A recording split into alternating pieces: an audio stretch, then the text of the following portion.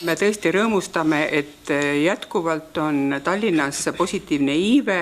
Meil elussündide arv iga aastaga on kasvanud ja hea meel on, et pidevas langustendentsis on abortide arv. Samuti peab rõõmu tundma, et meeste keskmine eluiga on 1,7 aasta võrra kasvanud ja tallinlaste keskmise vanus 0,7 aasta võrra pikenenud. Kogu see negatiivne, mis on välja toodud terviseprofiilist, see jääb rahvastiku tervise arengukava koostamisel olulisteks ülesanneteks.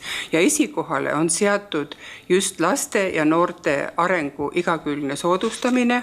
Väga olulisele kohale tahame tuua ka need sekkumised, mis on vajalik sotsiaalselt tundlike gruppide tervise toetamisel ja nende tervise edendamisel.